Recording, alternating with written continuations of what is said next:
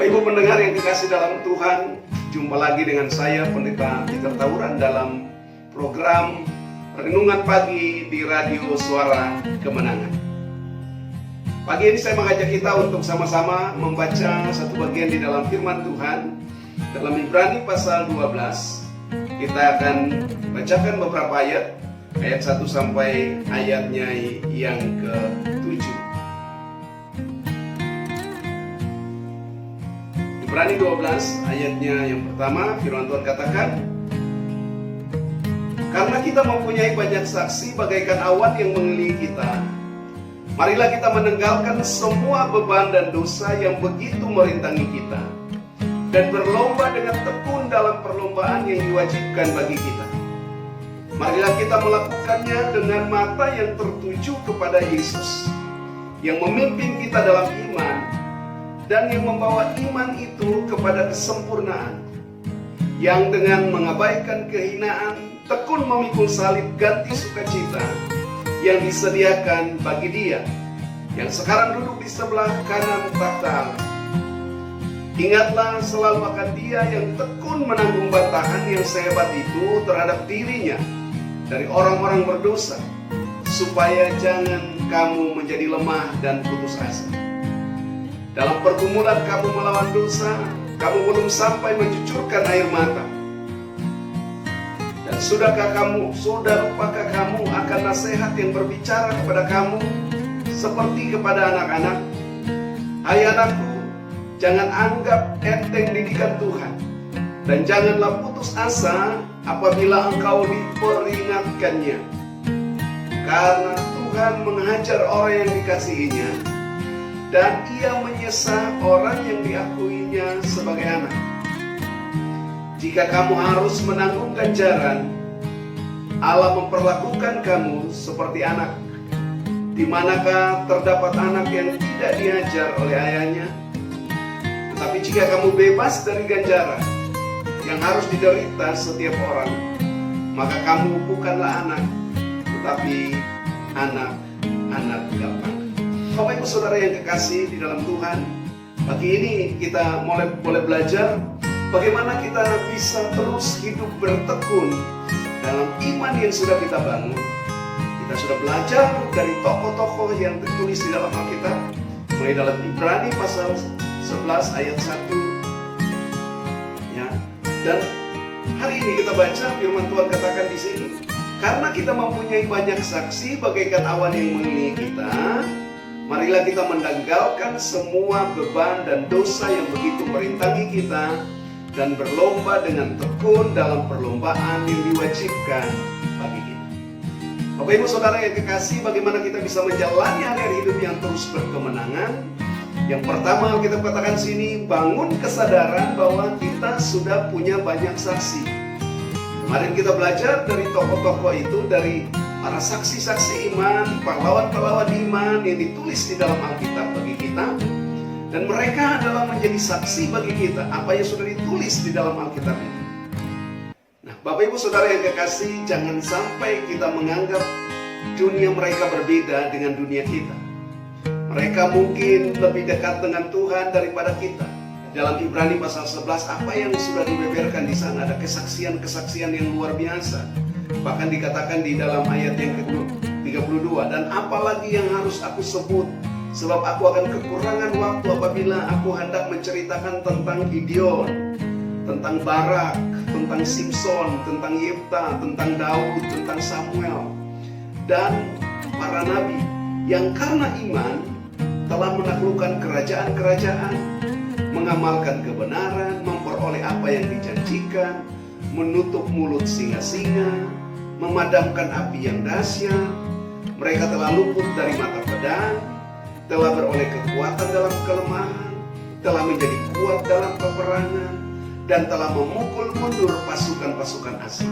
Wow, kalau dengar kesaksian ini, apa yang mereka alami, apa yang mereka hadapi, mereka sungguh dahsyat dan luar biasa. Tapi Bapak Ibu jangan lupa, ayatnya yang ke-39 dan 40, di situ dikatakan begini, dan mereka semua itu tidak memperoleh apa-apa yang dijanjikan, sekalipun iman mereka telah memberikan kepada mereka sesuatu kesaksian yang baik. Ayat 40 bilang begini, sebab Allah telah menyediakan sesuatu yang lebih baik bagi kita. Tanpa kita, mereka tidak dapat sampai kepada kesempurnaan. Oh, Bapak Ibu Saudara yang kekasih dalam Tuhan, harus bangun kesadaran ini. Kita boleh punya saksi-saksi iman itu. Untuk apa?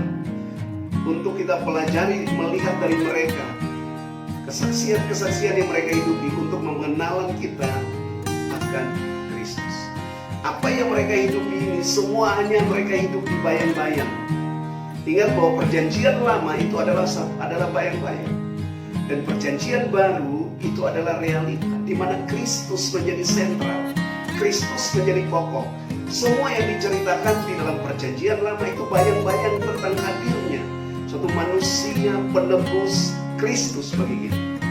Dan apa yang kita hadapi hari-hari ini dalam perjanjian baru itu adalah realita, kenyataan bahwa apa yang sudah dinubuatkan, apa yang sudah dijanjikan di dalam perjanjian lama itu sudah menjadi kenyataan. Dan harusnya Bapak Ibu Saudara dan saya, ketika kita hidup di generasi ini, kita harus jauh lebih daripada apa yang mereka alami yang dicatat di dalam kitab.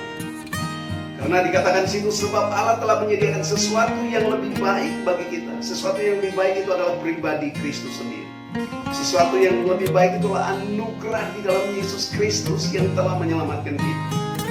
Karena itu mereka selalu merindukan, menantikan apa yang kita alami sekarang. Tetapi ternyata bahwa mereka tidak menerima apa yang dijanjikan ini. Ayat 39 berkata, dan mereka semua tidak beroleh apa yang dijanjikan itu. Apa yang dijanjikan itu? Yaitu juru selamat, Kristus, yang dijanjikan bagi kita. Sekalipun iman mereka telah memberikan kepada mereka suatu kesaksian yang lebih baik. Tetapi ayat 40 bilang, tanpa kita, mereka tidak sampai pada kesempurnaan. Karena itu Bapak Ibu Saudara yang kekasih dalam Tuhan, kalau saudara dengar renungan firman Tuhan pagi ini, bangun kesadaran bahwa kita mempunyai saksi-saksi iman bagaikan awan yang mengelilingi kita. Itu Alkitab kata, mari kita menanggalkan semua beban dan dosa yang begitu merintangi kita dan berlomba dengan tekun dalam perlombaan yang diwajibkan bagi kita.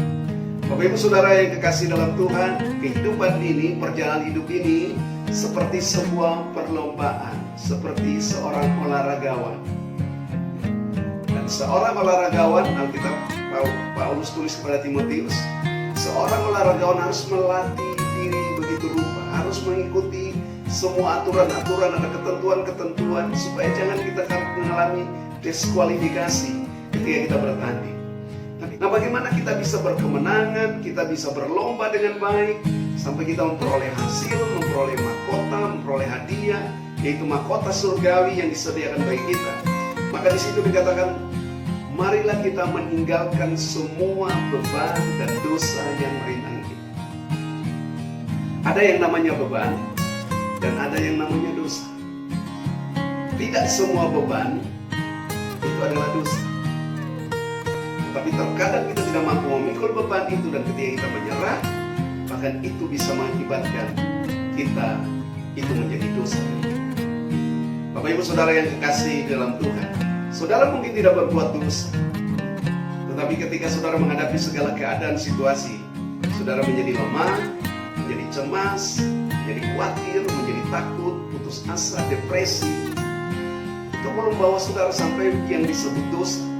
Tapi itu adalah beban yang membuat saudara menjadi lemah, tidak mampu menjalani hari-hari hidup dengan terus berkemenangan. Bapak Ibu Saudara yang kekasih dalam Tuhan, bagaimana supaya kita bisa melepaskan, menanggalkan beban dan dosa kita? Karena itu yang merintangi perjalanan rohani kita. Karena itu ayat 2 berkata, marilah kita melakukannya dengan mata tetap tertuju kepada Yesus. Fokus saudara untuk menjalani hari-hari hidup ini bukan kepada yang lain, bukan kepada aktivitas-aktivitas pelayanan, bukan kepada banyak kegiatan-kegiatan, tapi mari mata kita harus tertuju kepada pribadinya. Mata kita harus terarah kepada pribadi Kristus itu, melihat dia secara utuh, melihat dia secara benar, bahwa dia yang adalah seorang pemimpin yang memimpin kita dalam iman. Saudara tidak akan mungkin memiliki iman kalau saudara tidak terus memandang kepada Kristus. Imanmu menjadi lemah kalau engkau tidak bisa melihat kepada pribadi Kristus sebagai pemimpin yang memimpin kita di dalam iman, dan yang membawa iman itu kepada kesempurnaan. Bapak Ibu Saudara yang kekasih di dalam Tuhan, mari kita belajar. Kita harus bisa melihat Yesus sebagai pribadi yang terus disempurnakan untuk membawa kita mencapai kesempurnaan. Saudara hanya bisa berkemenangan kalau saudara buang semua pola-pola pikir, semua pendapat-pendapat dunia, semua dusta-dusta iblis yang mengatakan bahwa manusia tidak akan pernah bisa sempurna. Hanya Tuhan saja yang sempurna. Tapi saudara dengar, Tuhan mendesain manusia untuk mencapai kesempurnaan. Dan kesempurnaan itu adalah menjadi serupa dan segambar dengan Kristus. Nah, Bapak Ibu Saudara yang kekasih di dalam Tuhan, untuk mencapai kesempurnaan kami izinkan tangan Tuhan terus membentuk kita. Tangan Tuhan terus memproses kita untuk menjadi pribadi yang sama seperti dia. Ingat bahwa tujuan kita, takdir hidup kita, destiny yang Tuhan tetapkan atas kita adalah menjadi serupa dengan Kristus. Ingat sekali lagi, masa depan saudara dan saya yang benar di dalam Tuhan bukan supaya mati masuk surga. Masa depan saudara dan saya di dalam Tuhan adalah supaya kita menjadi serupa dan segambar dengan Kristus. Seringkali kita mengajarkan terlalu rendah, terlalu lemah. Bahkan saya harus ekstrim, harus katakan buat saudara, kalau kita cuma hanya mengenal Yesus sebatas Tuhan dan Juru Selamat, yang jika kita percaya kepada Dia, kita mati masuk surga, itu adalah kekristenan yang murah. Saudara harus mempercayai Dia lebih dari sekedar Dia adalah Tuhan dan Juru Selamat. Sebab Dia yang memimpin kita kepada iman, kepada kesempurnaan. Saudara harus percaya Dia sebagai model, sebagai pola, sebagai panutan, sebagai teladan, supaya saudara dan saya bisa hidup sama seperti Kristus pernah hidup di dunia ini. Kita katakan barang siapa di dalam mengaku di dalam Dia, maka ia wajib hidup sama seperti Yesus pernah hidup. Dan kalau Yesus pernah hidup, berarti Yesus selama Dia hidup di bumi ini, masalah tidak akan membuat Dia menjadi lemah. Yesus tetap tenang, Yesus tetap rest, Yesus tetap damai ketika menghadapi setiap persoalan. Ketika angin ribut, murid-murid cemas, murid-murid takut, tapi Yesus bisa tidur dengan damai dalam gurita itu. Nah, Bapak Ibu Saudara yang kekasih, bukan saja kita hidup sama seperti Yesus pernah hidup, mengusir setan, melakukan mujizat, dan lain-lain. Tetapi yang terpenting adalah bagaimana apa kita bisa hidup bebas, free, tidak khawatir, tidak takut ketika menghadapi pergumulan, ketika menghadapi tantangan, kebutuhan-kebutuhan yang mendesak. Apakah saudara stres, saudara khawatir, saudara takut? Itu menunjukkan bahwa saudara belum sempurna di dalam Kristus. Nah, Bapak Ibu Saudara yang kekasih, mari kita belajar untuk memandang kepada Kristus yang mengabaikan kehinaan dan memikul salib ganti sukacita yang sediakan baginya. Dan karena itu Dia dimuliakan. Kita berkata, Dia sekarang sudah duduk di sebelah kanan tahta Allah. Tapi saudara percaya firman Tuhan katakan di dalam, baik di dalam Roma, di dalam Efesus, bahwa jika kita mati dengan Dia, kita juga akan hidup dengan Dia. Kita akan dibangkitkan bersama-sama dengan Dia dan memberi tempat bersama-sama dengan Dia di surga. Firman Tuhan katakan dikatakan jika kita percaya kepada Yesus, kita dibaptis, berarti kita juga dikuburkan bersama-sama dengan Dia, mati bersama-sama dengan Kristus dalam baptisan. Kita hidup bersama-sama dengan Dia, kita dibangkitkan dari satu kehidupan yang baru. Dan itu berarti saudara dan saya sudah berpindah dari maut ke dalam hidup yang kekal. Sekalipun saudara dan saya ada di bumi, tapi Tuhan sudah menyediakan tempat bagi saudara dan saya di surga. Karena itu surga bukan lagi yang kita harus kejar untuk nanti kita mati baru masuk surga, terlalu lama. Saudara harus bisa hidup mengalami hari-hari surga selama saudara dan saya ada di bumi. Apa itu hari-hari surga? Hidup yang penuh dengan kebenaran, damai sejahtera dan sukacita. Itulah dimensi kerajaan. Dan saudara bisa hidup di dalam otoritas dan kuasa pemerintahan yang selalu Tuhan berikan kepada saudara, sehingga saudara tidak lemah ketika menghadapi setiap tantangan dalam hidup. Selanjutnya ayat 3 berkata, ingatlah selalu akan Dia yang tekun menanggung bantahan yang sehebat itu terhadap diri dari pihak orang-orang berdosa, supaya jangan kamu menjadi lemah dan putus asa. Ketika kita lihat tekanan-tekanan dari orang-orang di sekitar kita, kita sadar bahwa ketika saudara berusaha untuk hidup benar, maka akan ada banyak orang fasik yang bangkit melawan saudara. Tapi ketahuilah bahwa kalau kita pun mengalami tekanan-tekanan dari semua yang ada di sekeliling kita, maka Alkitab mengajar kita untuk kita terus mengingat kepada Dia yang tekun menanggung bantahan yang sehebat ini. Saudara harus bangun kesadaran bahwa kenyamanan adalah musuh kehidupan orang. Karena penganiayaan dan tekanan itu akan buat iman kita semakin bertumbuh. Tetapi kalau kesenangan, kenyamanan itu akan membuat kita malah menjadi lemah. Bapak Ibu Saudara, ayat yang keempat berkata, dalam pergumulan kamu melawan dosa, kamu belum sampai mencucurkan darah.